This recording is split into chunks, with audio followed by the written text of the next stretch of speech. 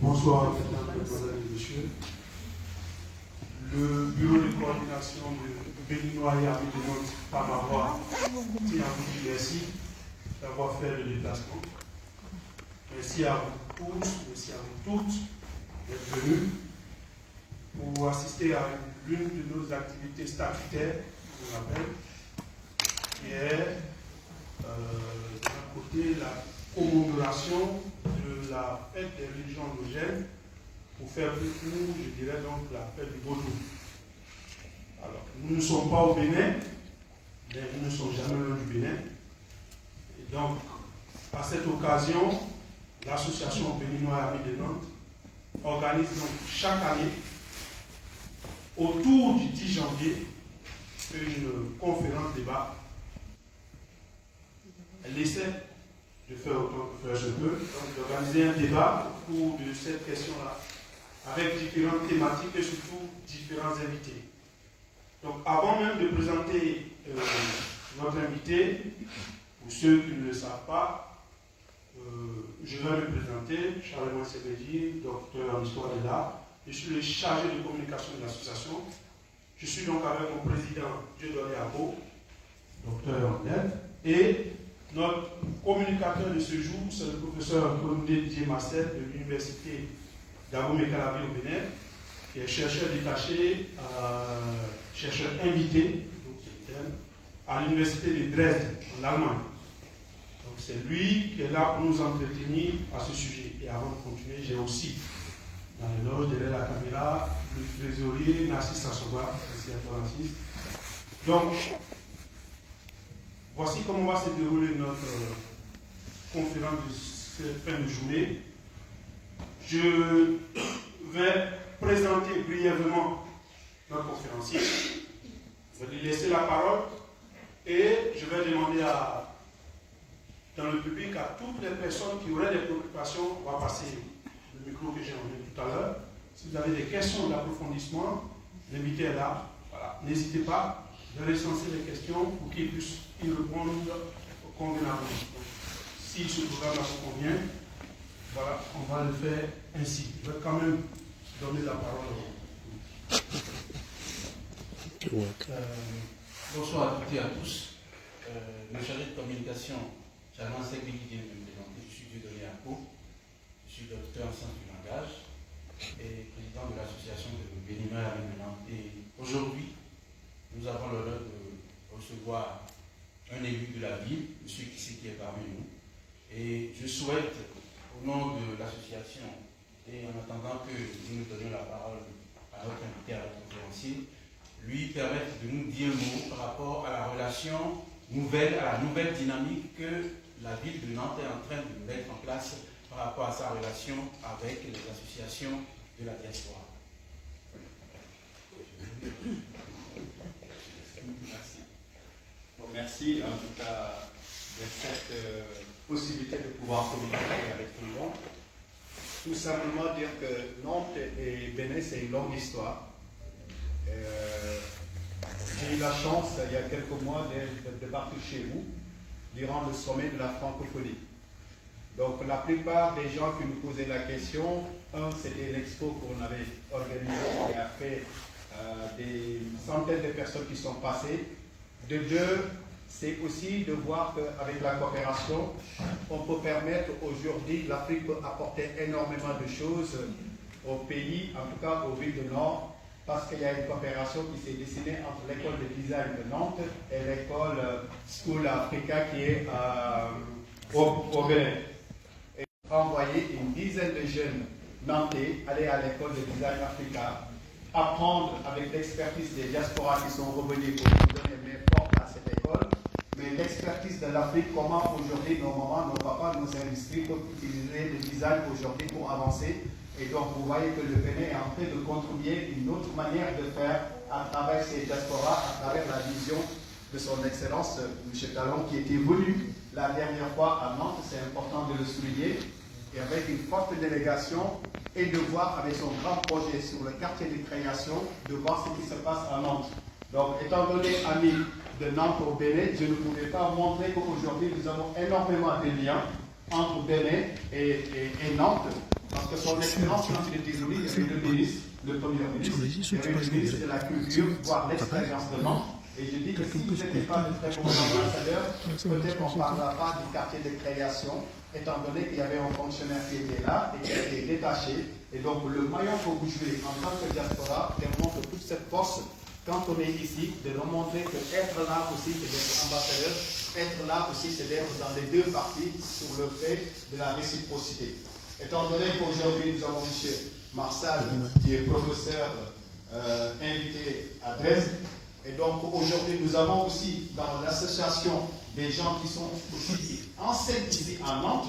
Donc, donner ce nom de dire l'association des amis de Bénin et de Nantes, ça se reflète sur l'expérience pédagogique, ça se reflète sur le plan culturel, ça se reflète à tous les temps que nous faisons en solidarité internationale. Et je terminerai, quand j'étais parti, sur 400 délégations, on était la seule ville. Il y avait Paris, il y avait des grandes villes qui étaient invitées au journal télévisé. Parce que j'avais fait la communication pour montrer tout le travail que nous avons fait.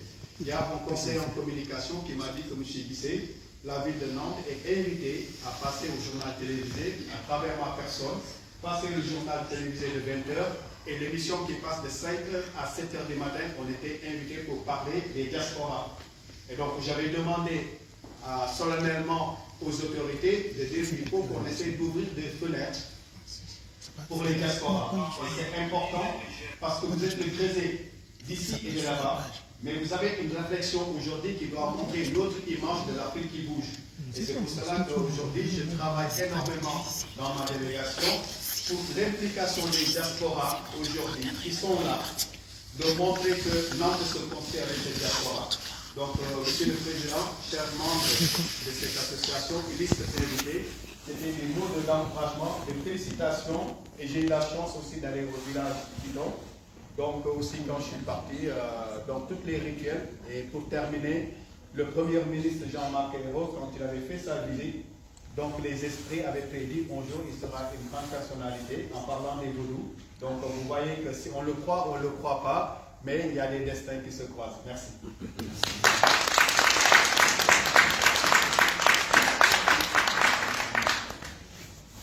Je vais laisser le micro au chargé de communication pour présenter très rapidement M. Goumé avant de... Alors,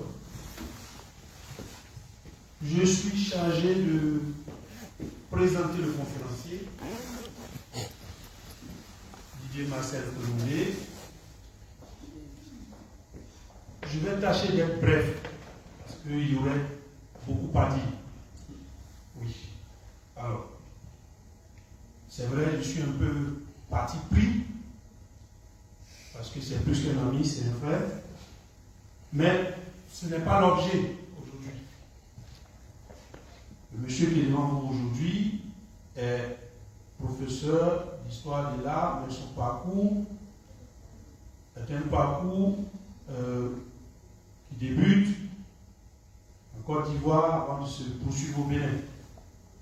Au Bénin, il obtient la licence en histoire de l'art et en maîtrise de l'archéologie à l'université d'Abomey-Calavi. Et il réalise une thèse de doctorat en Allemagne, à l'université de Trier. Il est du coup historien de l'art, enseignant-chercheur, et il est, comme je l'ai dit en introduction, aujourd'hui à l'université de Dresde. Alors, son champ d'intérêt porte entre autres sur la problématique identitaire dans l'art contemporain africain, les questions patrimoniales, les arts vivants, les arts de la scène, l'urbanisme, le développement des villes africaines.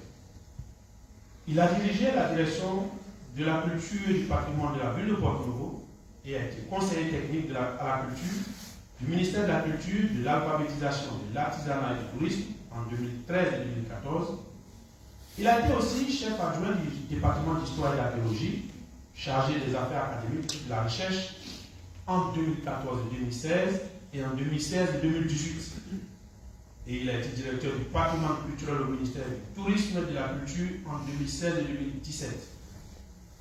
Il a dirigé également l'Institut national des métiers d'art, d'archéologie et de la culture de 2017 à 2022. Aujourd'hui, le professeur Konoudé est auteur de plus d'une soixantaine de publications sur la culture, l'art, le patrimoine. Il est le président de l'Association des critiques d'art du Bénin. Il est le coordonnateur d'un nouveau projet sur le patrimoine architectural afro-brésilien au Bénin. Il est membre du comité de préfiguration du musée d'art contemporain de Cotonou, qui est en construction. Il est membre de plusieurs associations scientifiques et de sociétés savantes d'Afrique et du monde. Il est membre du comité de restitution, vous savez, des 26 œuvres qui avaient quitté la France pour le Bénin. Voilà, il est membre de ce comité-là aussi. Et je vais m'en arrêter là. Oui, je vais m'en arrêter là parce que si vraiment vous voulez connaître plus de personnages, après la conférence, on pourra échanger en aparté avec tous ceux qui le voudraient. Mais pour le moment, nous sommes là pour une conférence. Donc, lui laisser la parole et on pourra commencer la conférence. Merci de votre attention.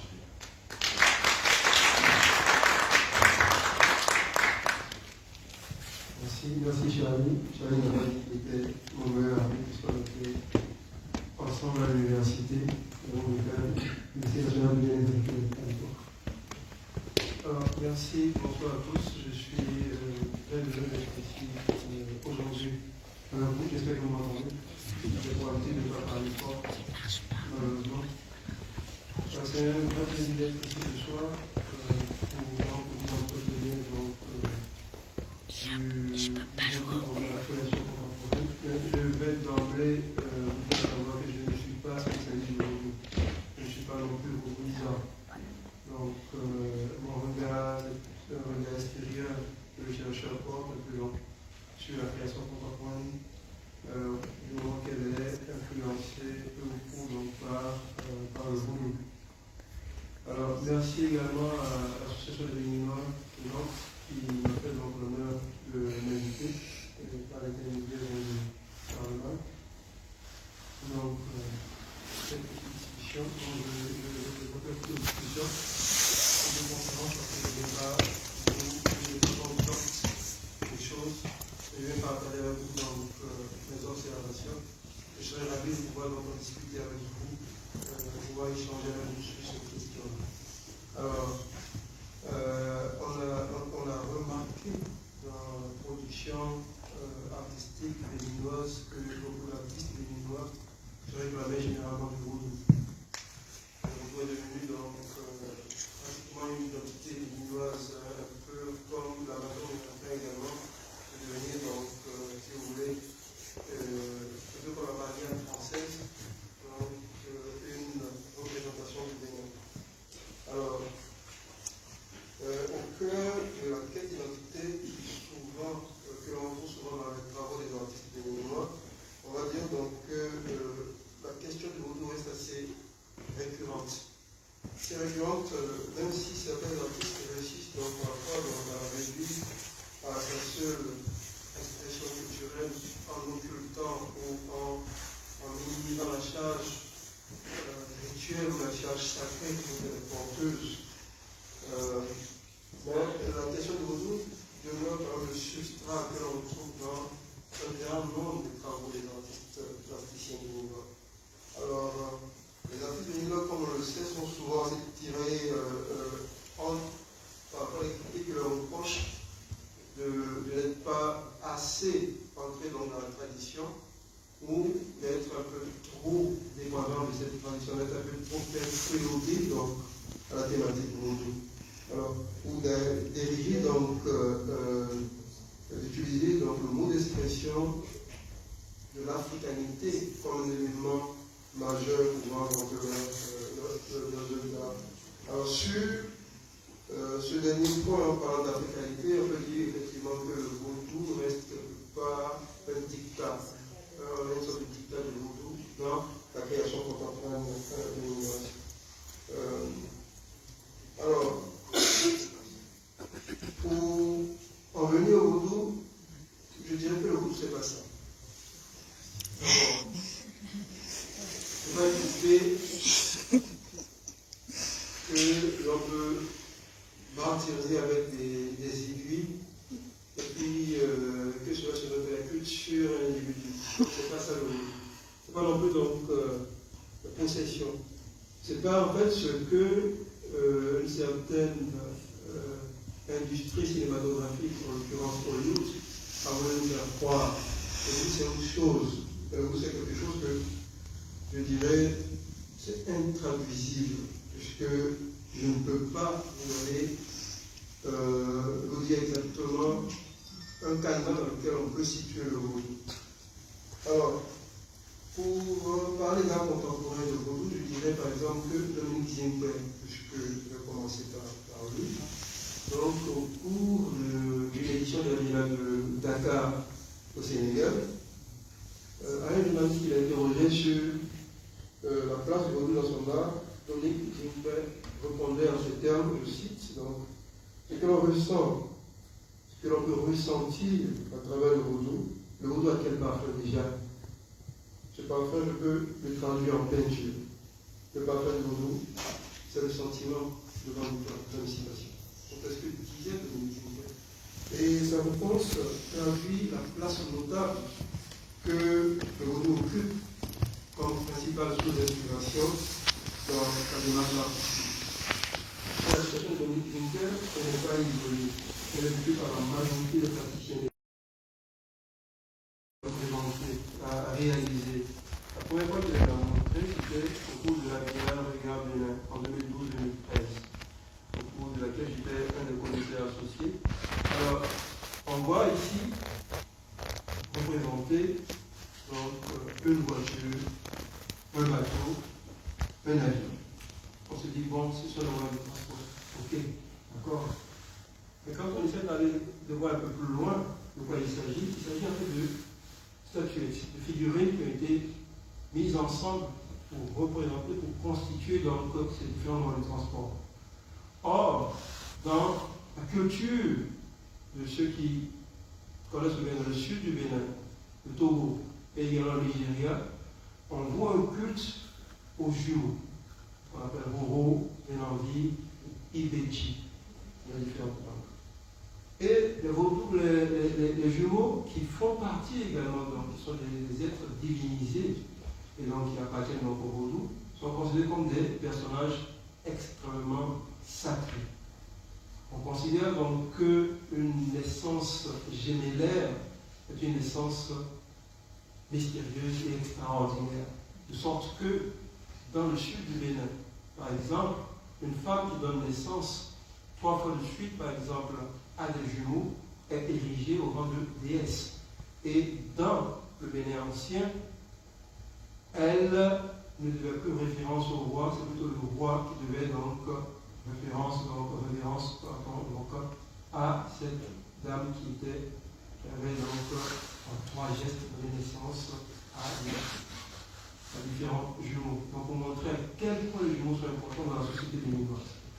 Et lorsque l'un des jumeaux disparaît, alors on représentait donc ce jumeau disparu à l'intermédiaire d'une statuette que devait porter le jumeau resté vivant. Et lorsque les deux également partaient, on devait donc le figurer à partir de des statuettes à qui l'on devait symboliquement arranger, à qui l'on organisait symboliquement des cérémonies. Et donc Dominique Zimbé s'empare donc de cette symbolique généraire de la culture béninoise Yoruba, du Nigeria et du Togo, pour en faire donc des éléments qui portent justement donc ces sculptures, ces installations, pour montrer à peu près donc la place que la gémellité occupe dans la société. Mais les jumeaux également représentent des hommes. Il représente à la fois donc ce que les Asiatiques, notamment les Chinois, appellent le yin, le yang, donc la dualité de l'être humain, le côté masculin et le côté féminin, puisque même dans le vaudou, la dualité est présente, puisque le Dieu suprême que tous les adeptes vaudou reconnaissent, dans la culture comme par exemple Mao, Lisa est à la fois féminin et masculin. Et on a parfois tendance à croire que l'aspect féminin pourrait prédominer, puisque lorsque l'on parle de Dieu dans le sud du Bénin, on dit Mao, qui est en fait l'aspect féminin donc, de cette entité duale. Mao, féminin, Lisa, masculin. Alors, l'institution vaudou elle-même est considérée par de nombreux observateurs comme un intrinsèquement lié à toute production artistique. Par exemple, Alfred Mondialani, qui est un géographe béninois, avait écrit en 1977, je cite, « Le couvent vaudou est un véritable foyer de création artistique et artisanale. » Félicitations. Il ne faut donc pas s'étonner que les artistes béninois se réclament d'une pratique influencée par le vaudou.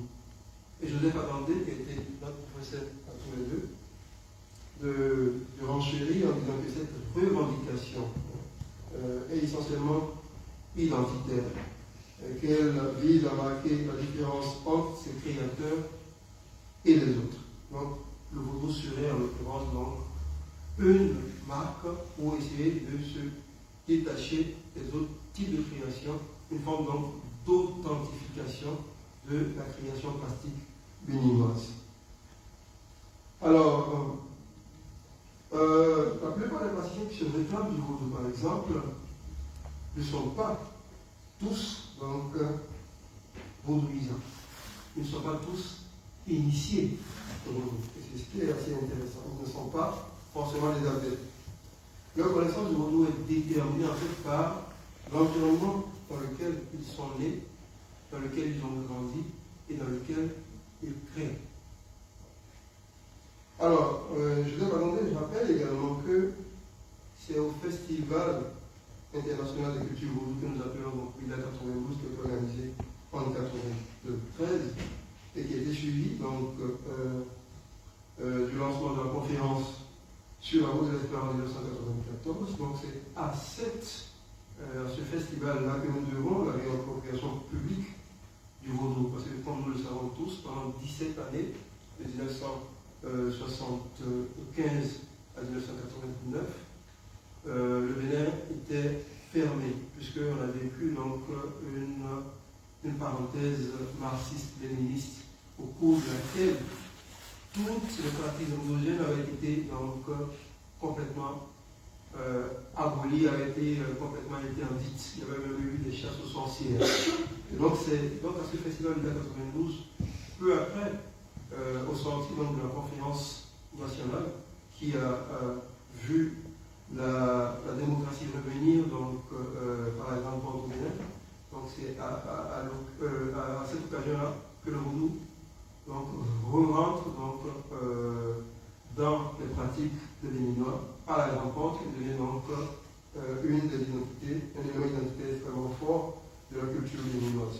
Et c'est au cours de ce festival-là que dans la forêt de Passé à Vida, une forêt sacrée aujourd'hui, que vont être érigées plusieurs séries donc, de sculptures par un artiste tel que Cyprien Tokudagba, qui fait partie des deux artistes béninois qui ont exposé à la fameuse et mythique exposition Magicien de la Terre en 1989 au centre Georges Pompidou. Et Cyprien Tokudagba donc est considéré comme l'artiste le plus vaudouisant, celui qui a fait du vaudou, si vous voulez, donc son élément d'expression de prédilection. Et donc c'est à Cyprien Tokudagba, là c'est une des installations qui nous était présentée dans le 1989. C'est à lui donc que l'on doit certaines culture que l'on retrouve dans la forêt de Passer-Aguda et également le long de la route de l'esclave. Aujourd'hui, malheureusement, ces sculptures-là ont été déboulonnées parce que la route est en cours de réflexion et de travaux. Alors, le vaudou, c'est aussi un label qui se va assez bien sur le marché de l'art. En outre, c'est une faute attente de l'Occident depuis l'haïtien de la Terre. Donc, on a l'impression que depuis cette grosse exposition, l'Occident peine un peu à dissocier les arts d'Afrique d'une pseudo-magie dont l'Afrique ou les arts de l'Afrique seraient auréolés. Les artistes donc sont tentés de vendre ce comportement occidental qui attend les Africains qui produisent un art qui ne soit pas tout à fait considéré comme un art contemporain, qui ne soit pas tout à fait rentré dans la contemporanéité. On attend donc des artistes africains qui produisent un art qui soit empreint de magie, qui soit empreint de primitivisme. Et donc, les artistes africains sont tentés d'user donc de subterfuges pour pouvoir pénétrer le marché de l'art occidental. Et c'est peut-être pour cela que certains se réclament du vaudou. Alors que Maureen Murphy-Nicolet écrit donc que pour répondre aux contraintes imposées par le marché international de l'art qui est avide de folklore vaudou et d'art magico-religieux, je la cite, que les plasticiens béninois, même s'ils produisent des œuvres qui entrent dans cette catégorie-là, ils jouent avec les codes esthétiques et pratiques religieuses ou populaires. Ils ne les détournent pas moins, donc pour les désacraliser et pour produire en fait autre chose. Et donc la référence au vaudou dans les pratiques artistiques contemporaines a encore un arrière-goût, il y a une critique distinguante vis-à-vis de cette exposition sur l'art africain et de céramique, qui ont justement reproché cette exposition haïtienne de la terre de maintenir les arts africains donc dans l'antichambre de la contemporanéité, et donc on leur a donné une chambre magique, et le nombre très peu élevé d'œuvres de cette facture utilisée contemporains occidentaux semble corroborer dans cette affirmation selon laquelle les artistes africains ne sont pas encore suffisamment contemporains pour prétendre à la même place que les autres occidentaux. Les artistes béninois jouent d'ailleurs parfois le jeu, comme je l'ai dit, et usent, comme le souligne également mon fille, de cette identité vaudou pour pénétrer le marché de l'art occidental. Et ce faisant, beaucoup d'entre eux courent le risque de se retrouver face à une image stéréotypée d'eux-mêmes. Et c'est ce qui, malheureusement, arrive de plus en plus à certains artistes béninois. Ils sont malheureusement, et surtout que ce type d'art fortement ethnicisé, et qui semble rencontrer par exemple les faveurs des collectionneurs occidentaux et les galeristes d'autres et autres faits de l'artiste ne semblent pas forcément donc intéresser les Béninois eux-mêmes. Et la plupart donc, des artistes qui produisent les œuvres de cette facture-là comme les ne sont pas des initiés. Ils ne sont pas des initiés, mais ils restent affectés par la tradition dans laquelle donc, ils ont grandi. Et la tradition qui a produit la culture vaudou, dont ils se sentent héritiers et tributaires. Alors, la prédilection des artistes béninois pour le vaudou, notamment dans son aspect culturel, montre qu'au-delà d'une simple religion, comme je le dis, le vaudou est un art de vivre. C'est une meilleure connaissance du monde, de la vie, de l'environnement, mais également c'est une source première de création artistique, comme le dit donc Alfred Mondianaï. Lorsqu'on revient un peu en arrière dans le royaume du Dahomey, le royaume du Dahomey, c'est l'un des royaumes les plus importants qui ont fleuri sur le territoire de la République du Bénin. Donc, lorsqu'on revient un peu dans ce royaume du Dahomey, on se rend compte donc que les adeptes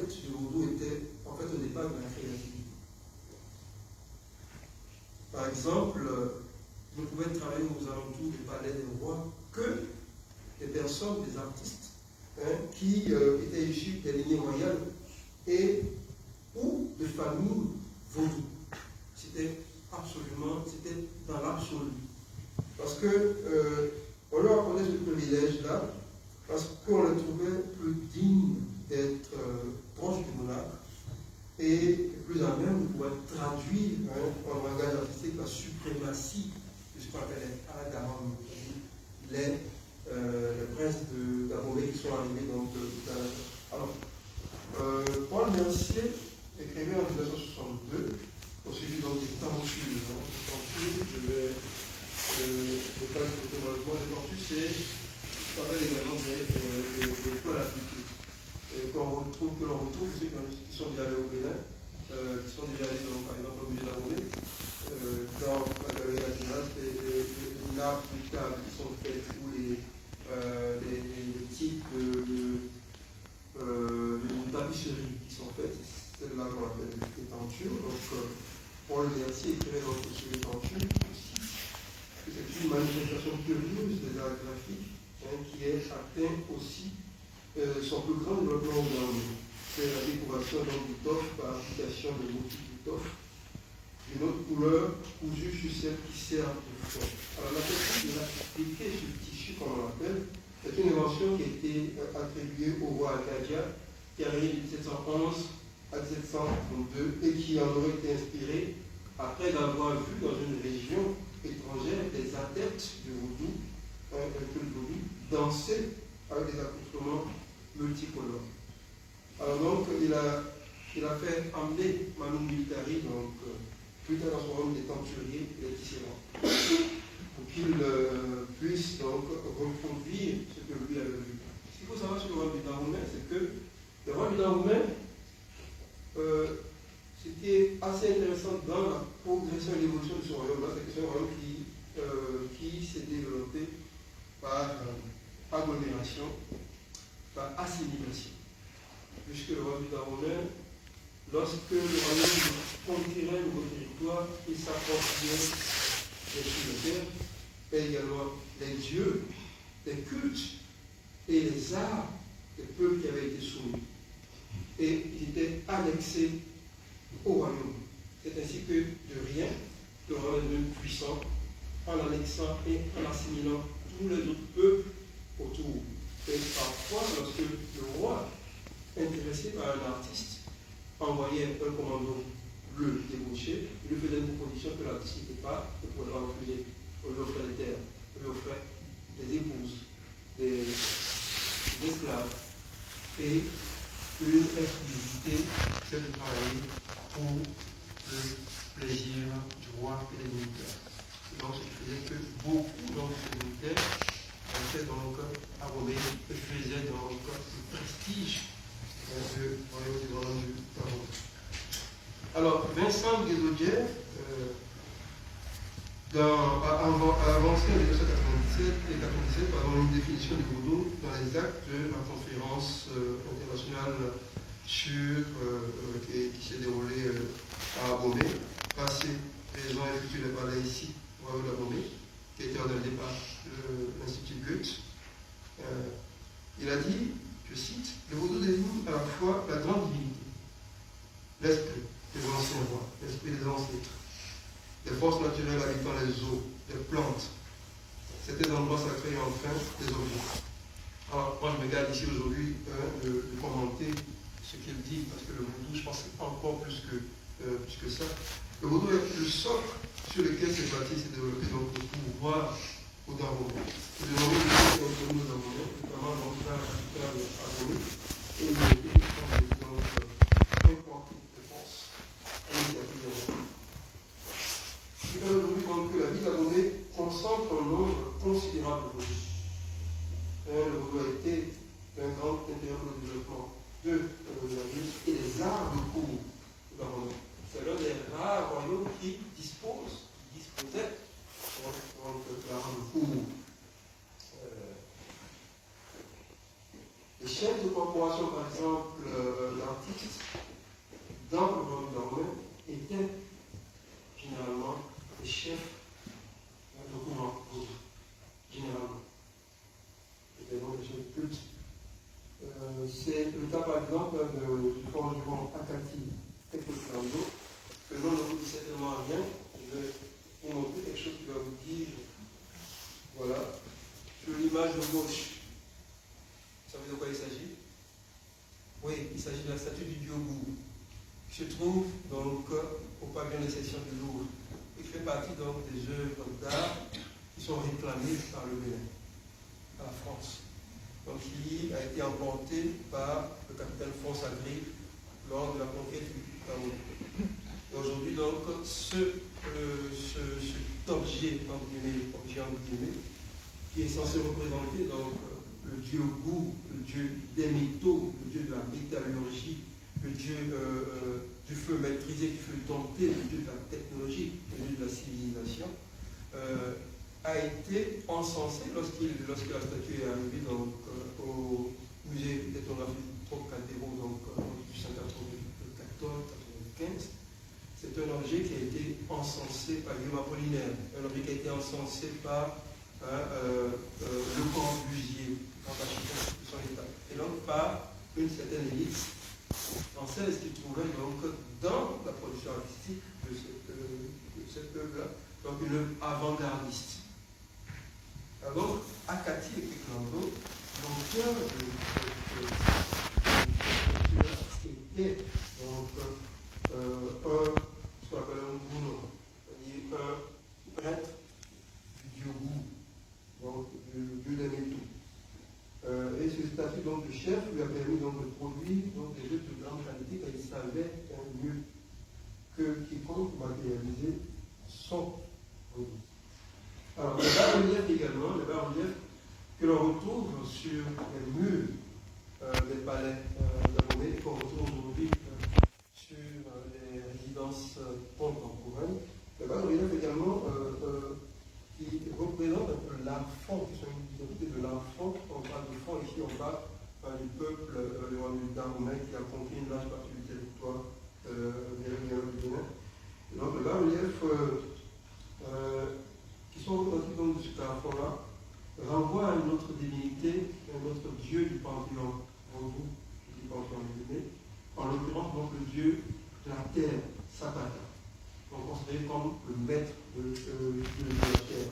Il renvoie donc au dieu de la terre, mais également au dieu de la forge, puisque le forgeron était senti parmi ceux à pouvoir réaliser, à pouvoir produire donc, les bas-reliefs.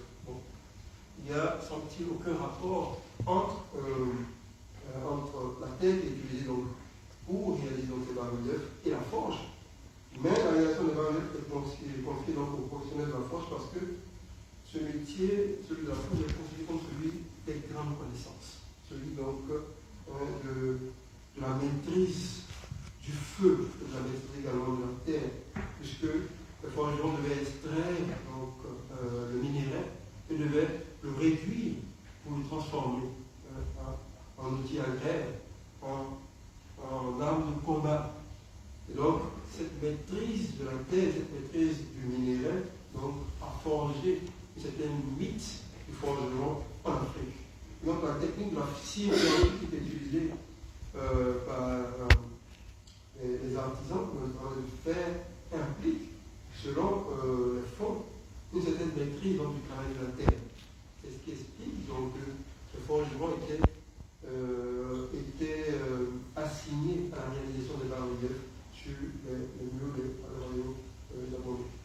Donc, quand on revient à Sapata, le dieu de la terre, c'est un des vaudous, j'en aime pas bien, même pas beaucoup, mais qu'on dise Dieu, parce que c'est un terme occidental.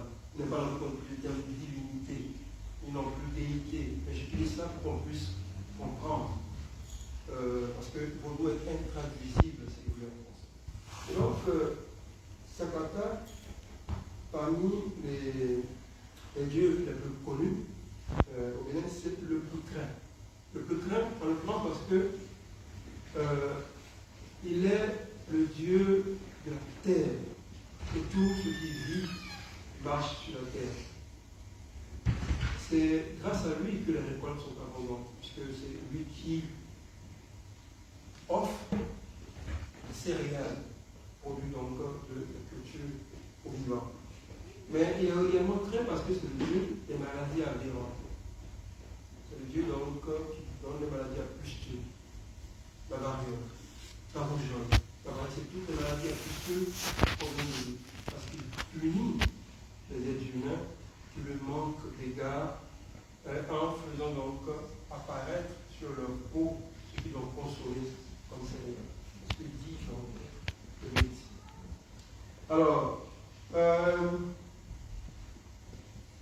Sakata, en tant que divinité extrêmement dangereuse, puisque ce qui est assez intéressant, c'est que dans la nomenclature des rois du Cameroun, il y a un terme qu'on utilise pour le désigner, Aïno, qui signifie maître de la terre. Il y a un autre terme pour le désigner également, qui dit roi des terres.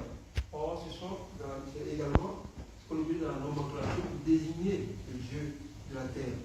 Et donc, il s'est trouvé qu'il y a eu plusieurs fois des conflits entre le clergé du dieu et la famille royale.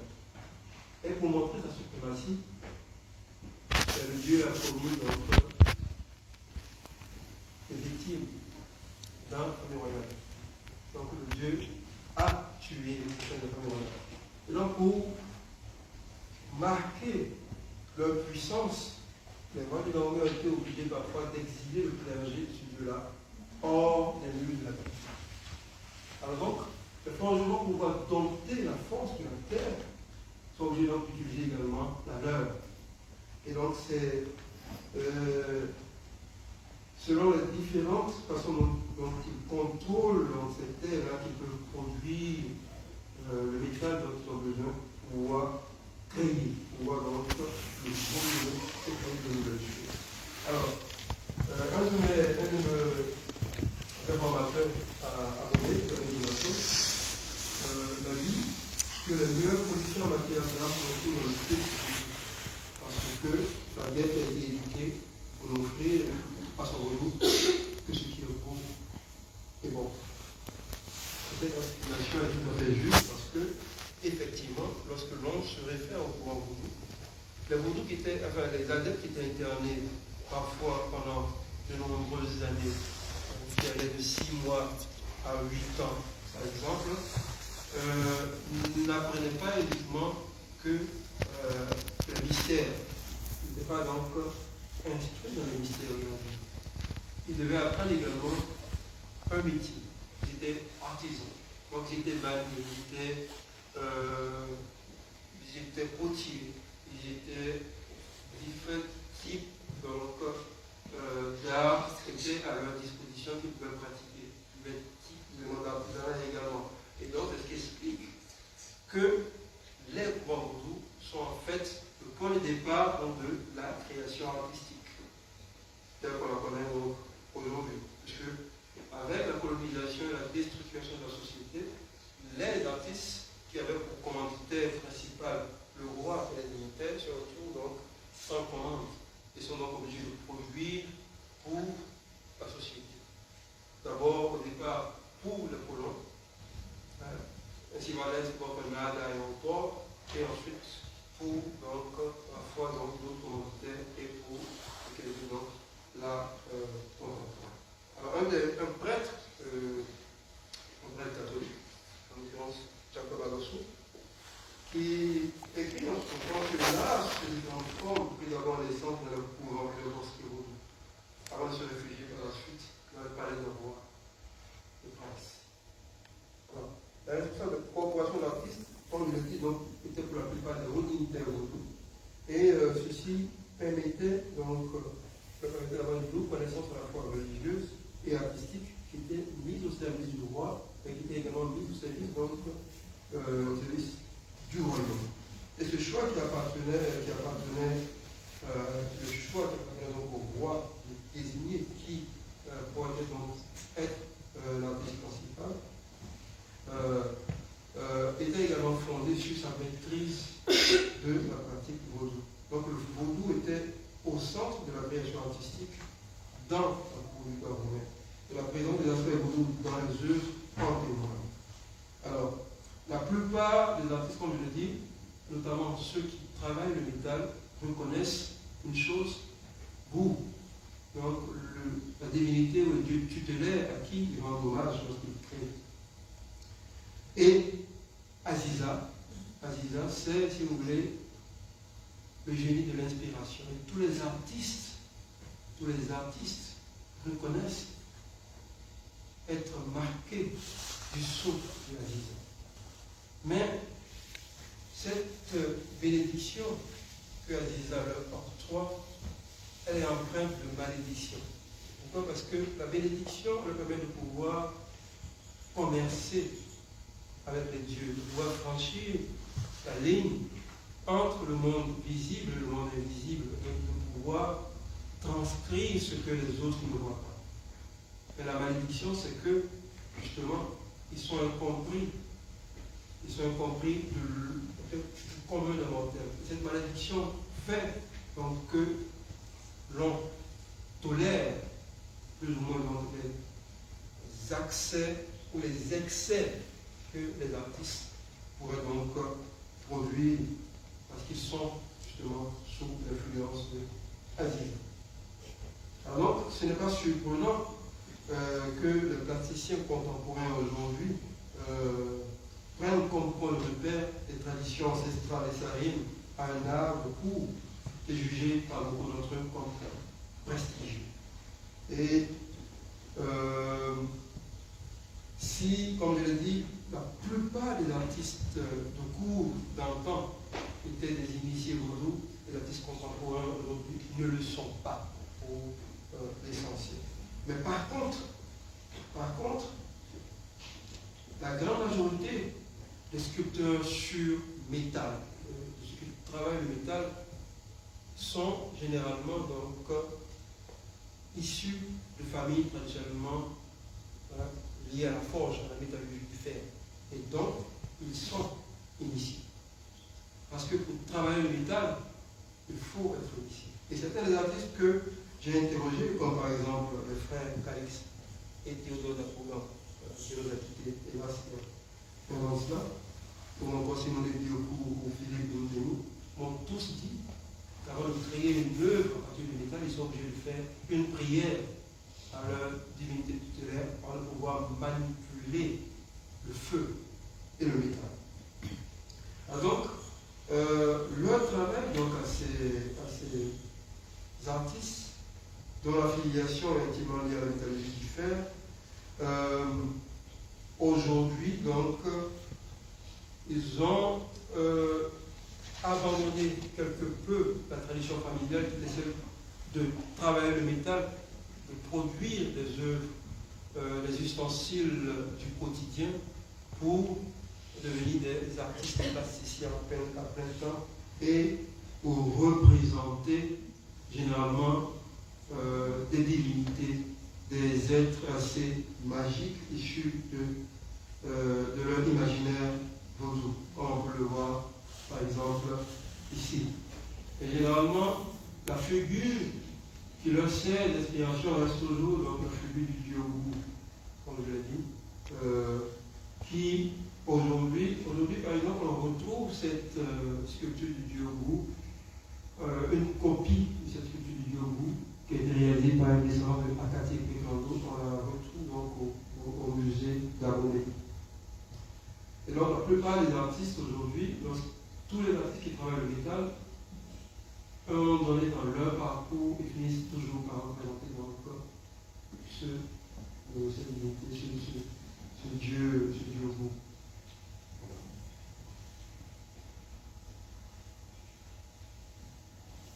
Alors, je vais également revenir un peu sur certains artistes que je vais commenter, certains œuvres que je vais commenter. Par exemple, Romer Azoumen.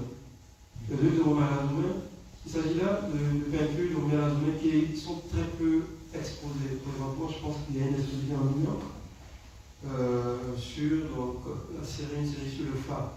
Le Fa, on ne dira pas que le Fa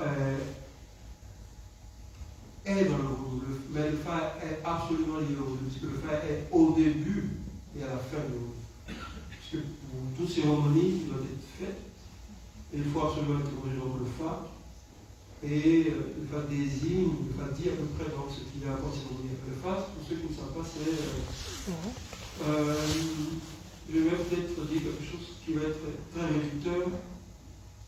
Le fa, c'est un peu comme l'oracle, c'est un peu comme le mystère, mais c'est très réducteur ce que je dis là. C'est très réducteur parce que le fa, c'est pas plus ça. C'est pas plus ça, parce que d'après le mythe, la cosmogonie des Yoruba, on raconte que le dieu suprême des Yoruba, en l'occurrence, donc, Olodumare, lorsque le monde a été créé et que les hommes ont été également créés, a décidé donc de leur donner donc les arcanes du savoir de ce qu'était donc l'avenir de tous les êtres de tout le monde, de tout le monde.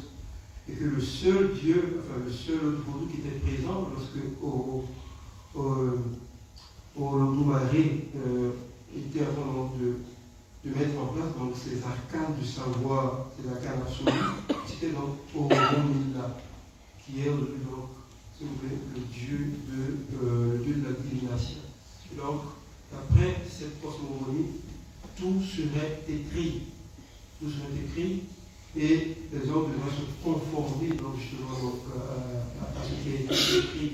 Et c'est le fait de se distancer de ce qui est écrit qui crée donc le désastre.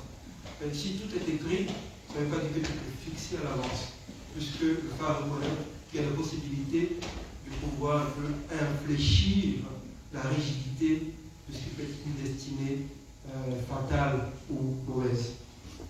On dit c'est un peu de façon assez abrupte et assez brève ce qu'est le phare.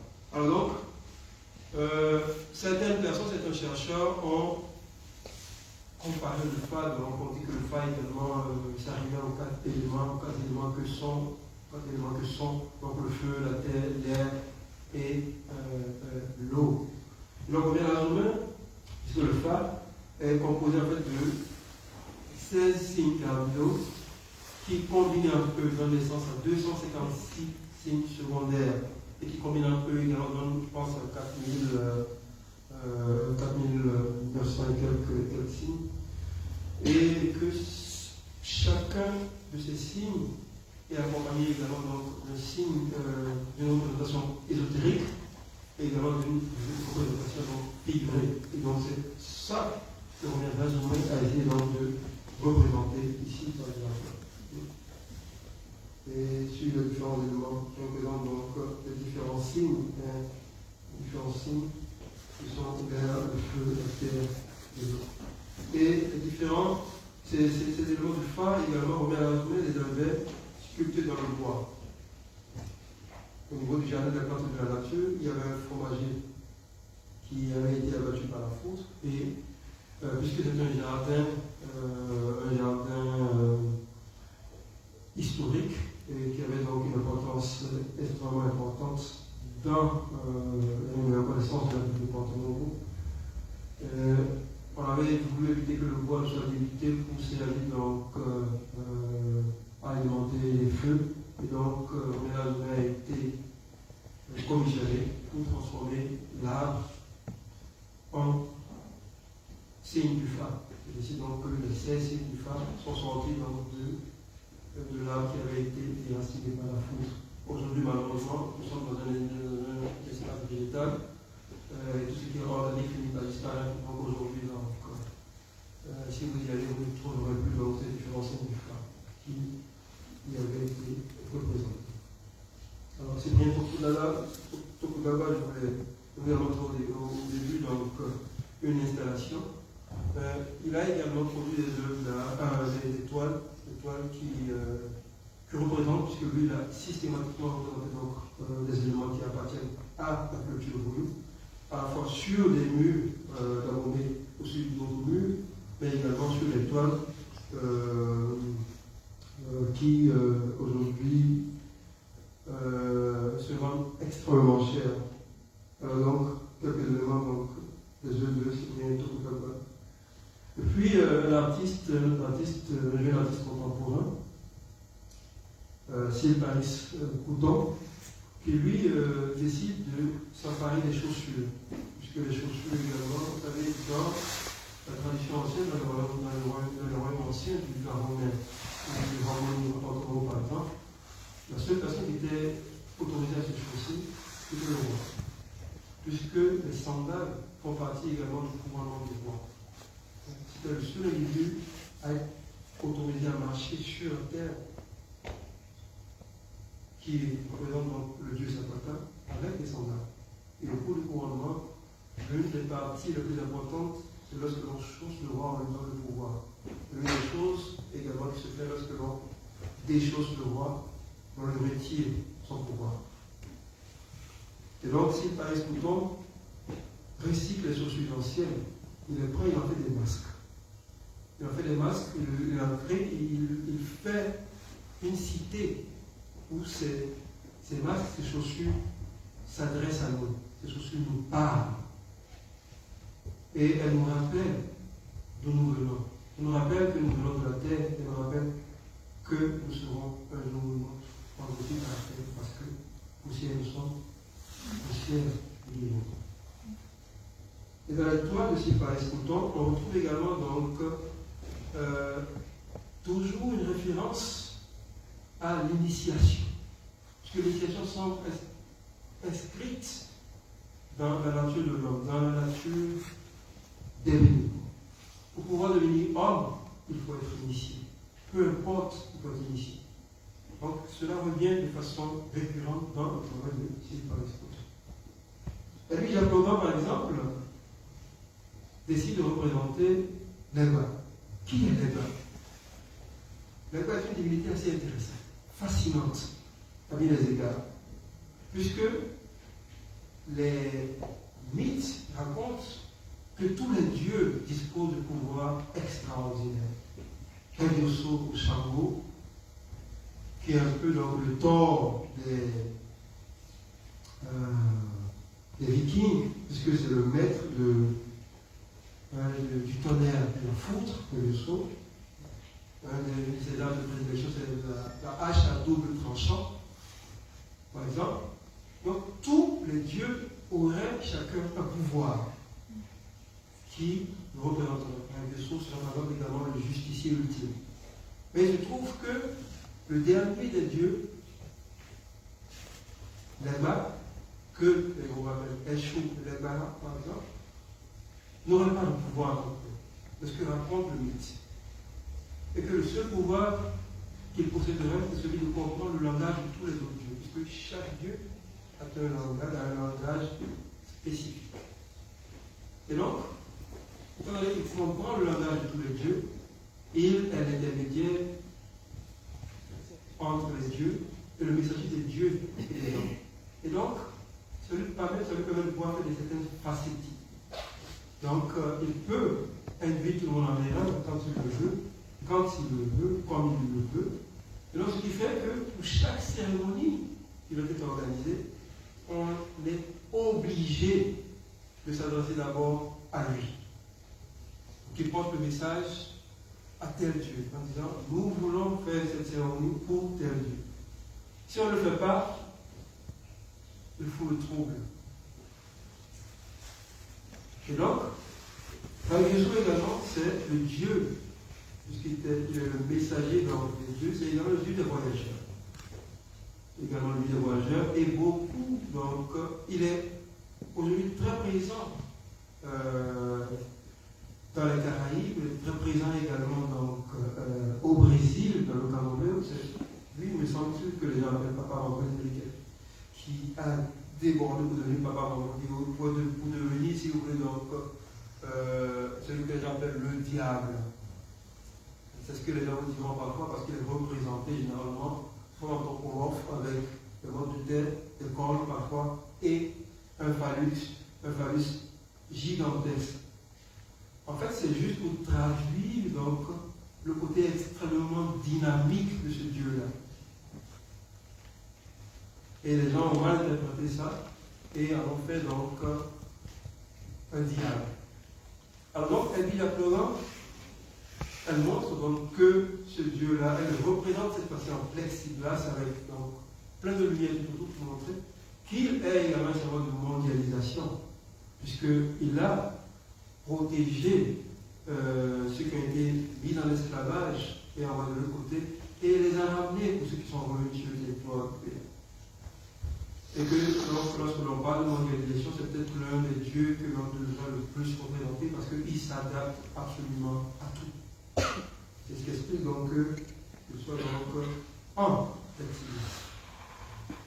Alors, un artiste comme Gérard Quenon, par exemple, donc, représente avec des poupées des éléments qui renvoient à ce qu'on appelle les enceintes. Les enceintes, c'est ce qui est complètement donc, à droite là, et qui sont des formes d'hôtels portatifs, qui sont réalisés lorsque quelqu'un décède dans une famille. Et chaque assin représente un membre défunt de la famille, pour montrer que les défunts, même s'ils ont transité pour les deux côtés, continuent d'apporter leur soutien aux vivants. Et donc, sur le modèle des assins, ils, à partir des poupées qui sont un élément de la société de consommation, ils essaient donc de représenter son art. Nous avons également donc, notre artiste qui fait de la tenture, qui fait d'être, pardon, ça fait il y a quelques années, donc Yves Apollinaire Bébé, donc il représente ici donc le dieu Go. Alors, je vais bientôt finir avec l'un des artistes les plus, celui que la plupart des artistes du Nord appellent le maître, puisque c'est peut-être l'un des rares artistes à avoir une formation académique et qui, par la suite également, a formé d'autres artistes. Il s'agit de Ludovic Padaïno.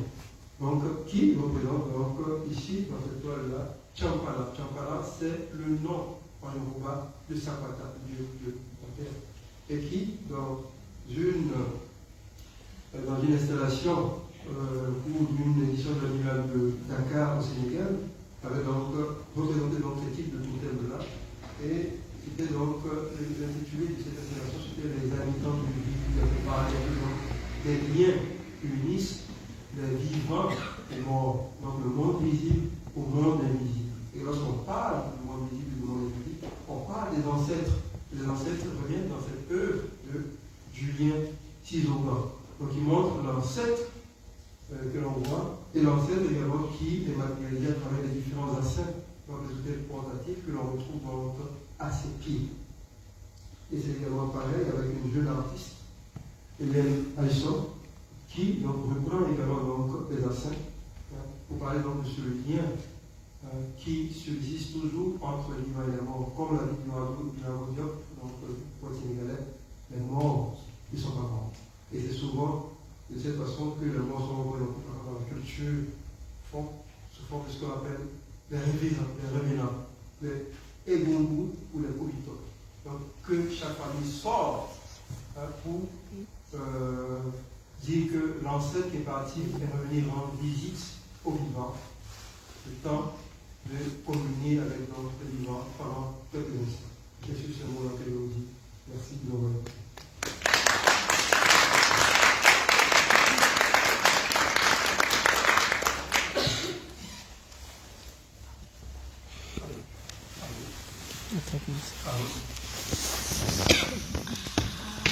Allô. Alors, la première partie, vous m'entendez? Oui. La première partie de cette conférence, c'est le nom du débat, je le garde, ce nom-là. La première partie de la conférence vient de s'achever, donc notre conférencier est face à vous. Il y aura forcément quelques questions d'éclaircissement, quelques points que vous voudriez éventuellement comprendre mieux. Mais avant de laisser la parole, je veux, ma part, revenir sur quelques éléments qu'il a cités à la fin et qui nous parlent à nous, membres de l'association Béninois et Amis de Nantes. Quand il parlait tout à l'heure des artistes, il a cité Julien Tizogan, Eloge Arnaud-Zouglélet, Dominique Super. Ce sont des noms qui nous parlent parce qu'il y a quelques mois, ils étaient là, ici, avec nous. voilà, pour l'exposition Bénin en Majesté. Donc, sans le savoir, c'est un peu une continuité dans le travail qui a été abattu. C'est vrai que ce n'est pas nous qui avons exclusivement fait le projet Bénin en Majesté, mais on était partie prenante. Et donc, ce sont des choses dont il a parlé, qu'on a pu déjà connaître un peu avec ces artistes-là. Les membres de l'association de Bénin, il y avait des noms pourront en témoigner. C'était une expérience exaltante. J'étais particulièrement super content de les rencontrer. Tous, c'était beaucoup. Au moins, le jour du vernissage, au moins une dizaine, voire plus. Voilà. Et au nom de Benoît encore, monsieur le professeur, nous disons merci. Je vais m'en tenir là et puis je vais maintenant donner la parole à chacun d'entre vous qui aurait des points d'éclaircissement. Je ne sais pas quel format la donne. Est-ce que je vous donne le micro au fur et à mesure ou je liste les personnes au fur et à mesure? Alors, je passe le contrôle de mon président. Est-ce qu'il y aurait quelqu'un qui voudrait commencer? Éclaircissement, question. Allez, vous vous présentez, vous envoyez votre question. Bonjour, moi c'est Fadi Aguilman, et Béninois, Yoruba. Et vu que je suis Yoruba, je préfère corriger la prononciation pour Olodumare, qui est le dieu qui est Yoruba, c'est Olodumare. Alors, moi ma question elle est assez simple. J'aimerais savoir en réalité à partir de quand les représentations qui sont faites pour le Molo sont devenues de l'art, parce que je me suis toujours dit que de base, ce sont des représentations qui sont faites pour le besoin. Et non à partir de quand ça a commencé à être comme de l'art. Merci. Je pense que c'est mieux de garder les points. Oui. Ouais. Ok. Non, je pense qu'on va pas comme ça. Oui, oui. Oui. En fait, là on est comme ça, les représentations comme ça de l'ancienne entité pratiquante de l'art à partir de 1989. Magicien de la Terre. C'est dans cela que cette exposition elle est importante malgré le gros critique et tout, parce que c'est elle qui a déterminé ce que devait être l'art africain. C'est vrai qu'il y a eu après cela dans une autre grosse exposition qui est après entrer les artistes africains à la rencontre de ça, c'est le documentaire de Casson, le documentaire F en 2002. Mais en 1999, avec Machine de la Terre, les artistes, il y a eu 50 artistes qui venaient d'Afrique et d'Océanie qui exposaient donc en face de 50 artistes occidentaux. Et la critique qui a été faite à l'époque par Machine de la Terre, c'était d'abord le titre en Magicien de la Terre. Un peu comme pour dire que les artistes qui venaient d'Afrique et d'Océanie n'étaient pas suffisamment sortis des rituels chamaniques pour pouvoir donc prétendre au titre d'artiste. Donc c'est une grosse critique là-dessus. Mais c'est à partir de ce moment-là que les représentations comme ça sur le livre ou l'autre commencent à être vues comme l'art. Mais déjà dans les années 70, les sculptures rituelles et autres qui étaient plus ou moins dans le milieu commencent à avoir une importance fantastique. Celui-là, quand c'était extrêmement prisé, commence à devenir vraiment de l'art. Au départ, c'était de l'art primitif. Ça commence à devenir important sur l'art de l'art dans les années 70, parce qu'en ce moment-là également, il y a justement la question de la restriction, par exemple, elle n'est pas récente, elle date d'avant les indépendances. Mais elle rebondit, elle rejaillit dans les années 70. Lorsque le président du ZARI, à l'époque, propose à l'UNESCO, avec l'aide de cette fondation, donc de travailler sur un test qui va permettre aux pays de spolier le pays africain, de leur restituer leurs biens. C'est comme ça que la convention de 1970 sur le trafic illicite va avoir le jour au niveau de l'UNESCO avec Turquie. Donc, à ce moment-là,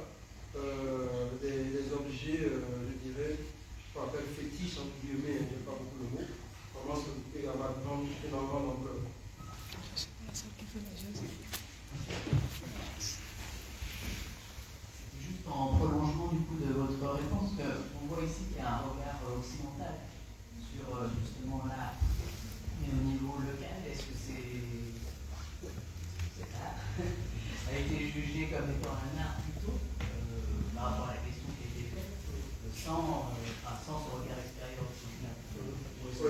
Ça reste des objets utilisants.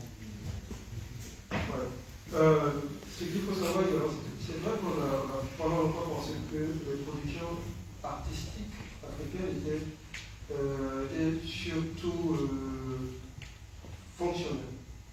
On a beaucoup pensé ça. C'est vrai, pour ne pas être beaucoup fonctionnel. On s'est rendu compte après, au cours de la recherche, par exemple, sur le plateau de Rambouillet, je me suis rendu compte qu'il y a deux termes différents pour désigner les artistes. Pour désigner les artistes, pour désigner les artisans. C'est des termes différents. Donc, on reconnaissait effectivement qu'il y avait des gens qui produisaient donc des œuvres à caractère artistique, pas à caractère artisanal, à l'écran, autant des voix. Même si ces objets-là, même si les objets qui étaient produits, étaient des objets qui avaient quand même une certaine fonction. Parce que là, uniquement donc, pour s'extasier de voir une œuvre, je pense que c'est apparu plus tard. Parce que ça devait quand même avoir une fonction, même si l'aspect évidemment était important pour les œuvres d'art qui étaient créées. Le côté, donc, l'art pour l'art n'est apparu que plus tard, progressivement. Et je dirais qu'aujourd'hui, de plus en plus, oui, on regarde un peu les œuvres d'art comme on regarderait donc, en Afrique, comme on regarderait les œuvres d'art ici en Occident. Parce que nous sommes le produit d'une hybridité. Nous sommes avons été colonisés, nous parlons français pour certains anglais, pour d'autres sont allés à l'école occidentale avant. Donc, il y a une forme d'occidentalisation qui fait qu'aujourd'hui, également, on regarde là, presque de la même façon que regarde ici. Merci pour cette belle présentation. Ma question aussi va être dans la suite des deux premiers intervenants. On a bien compris la représentation de ces objets en guillemets, c'était d'abord une affaire d'initié avant de petit à petit se démocratiser. Vous qui avez rencontré plusieurs artistes ou artisans, quelle est la place de l'initiation dans leur parcours professionnel de représentation de ces œuvres? Et puis une deuxième question, c'est assez curieux, au travail de mes collègues demandaient si le vaudou c'était au-delà du folklore. Bon, ça m'a crispé tout de suite et dit, ah d'accord, je comprends. J'ai dit non, c'est pas du folklore comme on peut le penser. Et ma question dans ce sens, c'est dans quelle mesure la mondialisation, la démocratisation peut aider dans la diffusion de notre culture ou sa dilution. Merci. Ok. Pour l'initiation, je dirais que la plupart des artistes plasticiens contemporains aujourd'hui ne sont pas initiés. Beaucoup qui semblent donc représenter le vaudou dans leur œuvre ne sont pas forcément initiés. Et ceux qui travaillent le métal, pour la plupart, lorsqu'ils sont issus de familles qui avaient le métal comme qui avaient pour travail celui de la métallurgie du fer, eux sont initiés. Parce que dans ces familles-là, on ne peut pas modeler le métal sans certaines précautions du métal. Et c'est la raison pour laquelle donc, ceux qui travaillent le métal, les artistes qui travaillent le fer, le métal au type de métal, et qui descendent de familles qui étaient dans la métallurgie du fer, sont initiés. Ça, c'est indéniable. Mais la plupart, donc, les peintres, par exemple, ne sont pas forcément initiés. Les installateurs, par exemple, pas forcément initiés. Les banquiers achètent des sculptures déjà toutes faites chez des artisans ou des artistes et qui, donc, les assemblent pour pouvoir créer leurs installations. Beaucoup d'entre eux ne voient pas forcément donc, possibilité d'être initié forcément. Mais ils s'emparent un peu, comme je l'ai dit, cette tradition qui est présente dans leur environnement, dont on parle, dont ils ont été témoins étant enfants, par exemple, et ils essaient de matérialiser ce qu'ils ont vu, ce dont ils se souviennent, leur toile dans leur création. Donc c'est ce que je peux dire à peu près par rapport à cette chose. Maintenant, par rapport au vaudou, comment est-ce qu'on pourrait étudier le vaudou comment est-ce qu'on oui. Est-ce que... J'ai un peu compris. Je cherche les mots que je vais dire parce que je suis très critique. Je suis très critique de la façon dont le vaudou est, on le dit, je ne veux pas utiliser le terme commercialisé. Le vaudou n'a pas de valeur marchande en fait. Et comme j'aime un peu de voir une forme de commercialisation qui est en train de se mettre en place. Je vous ai dit d'emblée que moi que je ne suis pas vaudouisant, je suis chercheur. Et c'est pas. J'ai pendant longtemps interrogé des prêtres du vaudou. Je suis même assez ami avec le tableau le chef suprême du vaudou de l'État. Parce que je veux voir régulièrement et on m'a plusieurs fois proposé, parce que je vois différents adeptes vaudou ou pas du vaudou, m'ont plusieurs fois proposé d'être initié. Je dis bien, on va t'initier. C'est très intéressant. Je dis oui, on verra. Parce que c'est à d'autres tranches. Si vous êtes initié, vous saurez les secrets, vous saurez certaines choses qui sont dites par le courant. Donc vous ne pouvez pas, vous ne pouvez pas en parler, parce que vous êtes soumis à pas le droit au silence de réserve. Je suis un chercheur. Un chercheur ne peut pas se taire. Et donc du coup, je préfère rester dans l'initié et faire des spéculations. En leur disant, est-ce que ça se représente que, le fait de le voir, je souris en point, je dis, je ne suis pas loin. Donc, je me sens bien dans cette posture-là, plutôt que d'être initié, de ne plus pouvoir parler. Et donc, on gère un peu dans la façon dont le vaudou est traité. C'est vrai qu'il y a un aspect, je dirais, profane du vaudou, mais un aspect profane qui est culturel, que l'on pourrait exploiter pour faire connaître la destination des gens. Mais ça me peine quand même de voir que des masques sacrés perdent un peu dans le code du mystère ou de la crainte qui leur a été associée. Par exemple, le Emu, par exemple, enfant, quand on le voit sortir, tout le monde sait qu'on va commencer à courir parce que il va se mettre à courir derrière tout le monde, et tout le monde. Ça participe donc, c'est festif, ça participe à la joie. Mais quand aujourd'hui on dit qu'il faut que le monde soit soft, donc quand le péno sort, il faut que pour chaque les gens, il faut qu'il soit droit dans ses chaussures, qu'il soit bon. Ou quand par exemple, j'ai appris par exemple, il faut arrêter avec les sacrifices du sang et autres, il faut que le monde soit propre, tout ça.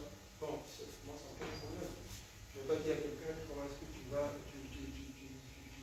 faire ta liturgie. Si je suis peut-être mort, je suis dérangé, je peux dire, on va essayer de changer de choses. Quand je ne suis pas mort, je peux parler aux gens. Faites comme ceci. Donc, ça c'est mon point de vue. C'est le point de vue de l'interdiction. Alors, avant de donner la parole, je vais poser juste une petite question que je reviens vers vous.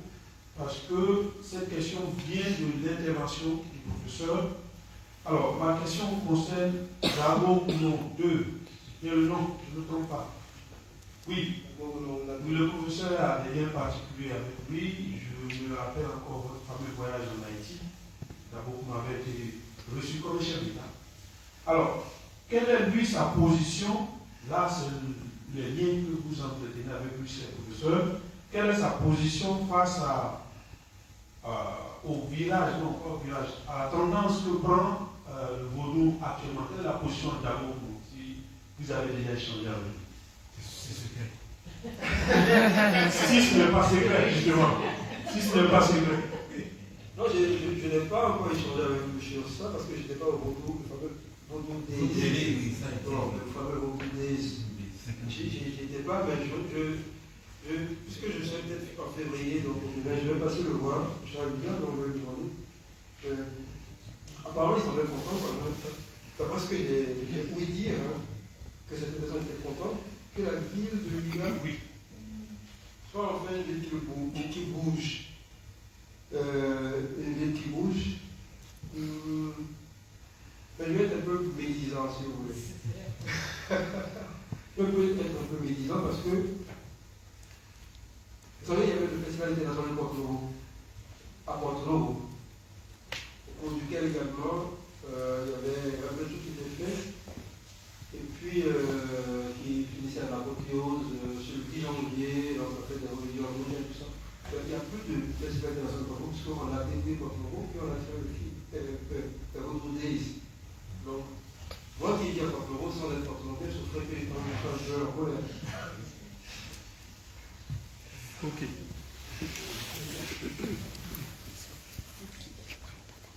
Bonjour, je suis Afrifa Kowetan. Bonjour, merci pour votre intervention. J'ai plusieurs questions. Alors tout d'abord, il y a une chose qui me gêne, c'est le vaudou des. Pourquoi pas vaudousin? Ensuite, j'ai eu une question, je reviens du Bénin, là, je m'en ai arrivé mardi. Et on était avec mon beau-frère qui est d'origine algérienne, qui est musulman, et on a visité le temple des Pitons. Et il nous a demandé mais de quand date cette vénération, cette adoration pour le Piton. Je ne sais pas si vous avez la réponse, jusqu'à quand ça remonte. Le temple des Pitons est très ancien. Il est même plus vieux que la basilique qui est en face. Le Piton, c'est la divinité tutélaire des Ouïda, donc peuple autochtone de Ouïda. Et l'histoire raconte même que le terrain sur lequel est construit la basilique de Ouïda aurait été offert par les adeptes du temple de Piton, et ils auraient même contribué à l'érection de la basilique. Et donc il est très ancien, puisque même certains explorateurs français venus d'avoir la colonisation rapportent dans leurs écrits parfois dans des descriptions du temple. Je ne saurais vous dire exactement à quelle époque il a été, pas sous la forme actuelle, mais je dirais que le culte est très ancien. Autre question, est-ce qu'il ne serait pas intéressant de remettre au goût du jour ou de réinstaller les initiés justement pour retrouver un chemin spirituel plus adapté à nos pays et afin aussi d'éviter toutes ces dérives, parce que malheureusement on constate que nos pays ont les yeux tournés vers l'Europe et les États-Unis, oublient ce qu'ils sont ou ce qu'ils ont été, et il y a beaucoup de pagaille. Vous voyez bien, dans toutes les grandes villes, il y a beaucoup de pagaille. Donc ne serait-il pas intéressant de remettre en place les initiations? Il y a beaucoup d'initiatives dans ce genre-là qui sont faites, qui sont menées par des adeptes de vaudou, par exemple Chicago, Nord, par exemple, une école, une forme, et ici les gens. Donc, pour savoir le fond. Ce problème qui se pose, c'est que les initiations qui étaient faites auparavant, avant la colonisation, sur l'organisation, il était de former un ordre de crâne pour la vie. Aujourd'hui, l'école occidentale, l'école de la constitution de l'Ouest est obligatoire. Elle est obligatoire, donc ceux qui donc ont essayé d'essayer de connecter les jeunes béninois donc à notre passé, donc je vais le faire avec. De trouver des moments où, par exemple, ils sont en vacances, ou qu'ils puissent être internalés pendant quelque temps pour apprendre. Et donc, du coup, ça réduit fortement l'apprentissage qui est fait donc, dans ces espaces autres que l'école formelle que nous connaissons. Donc, peut-être qu'il va falloir trouver la meilleure forme possible, parce qu'il y a des enseignements dans le cursus qui ne sont pas forcément indispensables, que l'on pourrait compresser, condenser et donner plus de place donc, aux enseignements à la fois ésotériques mais à la fois également de vie qui se faisaient donc dans le temps. C'est possible que ça puisse se faire. Aujourd'hui, comme je l'ai dit, donc, il y a des initiatives qui voient le jour et j'espère que nous avons fédéré donc, leurs idées pour aboutir à quelque chose qui puisse satisfaire la plus grande masse. Donc vous savez également, ces gens-là sont obligés également de faire avec parfois les oppositions de certaines religions du livre parfois. Et donc nous se retrouvons encore en pleine confrontation avec les religions du livre qui sont parfois intolérantes vis-à-vis donc, des pratiques ancestrales. Tout à fait. Et dernière question, je vais m'arrêter là, quand est-ce que le Bénin, bon, je ne parle pas d'une pays qu'il y en a aussi, mais va récupérer toutes ces œuvres? Toutes.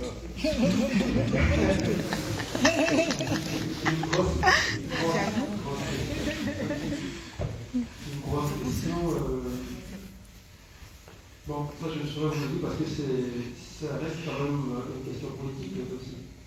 Puisque l'institution de décision était également une question politique. La diplomatie a eu raison sur la politique de la justice. Mais c'est vrai qu'on a été là. On a été dans le ceux qui, je pense, sont dans le plus important. Mais c'est la question, également, dans le petit pays, qui estime qu'il peut continuer de mener la question pour qu'on puisse. C'est où tu as lu ça? Donc, voilà, je ne sais pas répondre à cette question. Je ne sais pas. Pourquoi ça, tu lis les trucs déjà? Bonsoir, merci. Bonsoir tout le monde. Je suis Philippe Ballard, du Yoruba, du centre.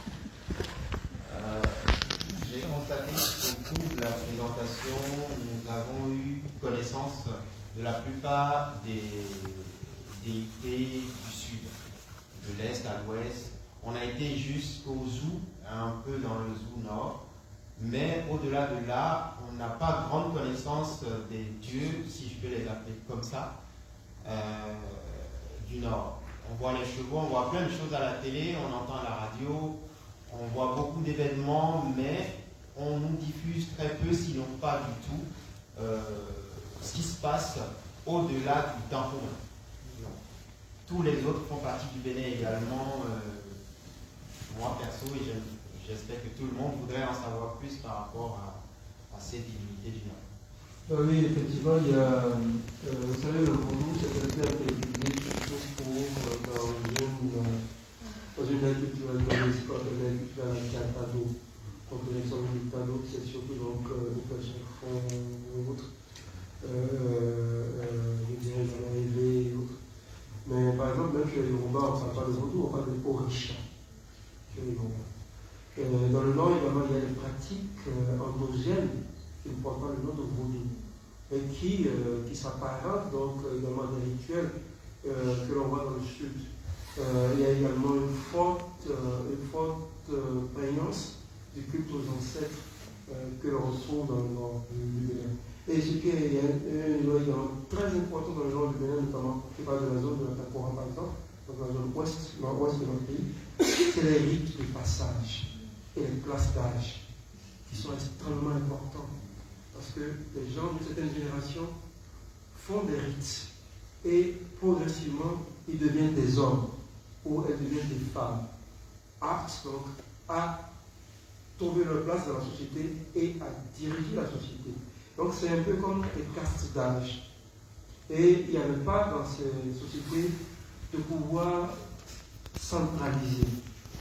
Et donc c'était donc ces castes d'âge-là qui,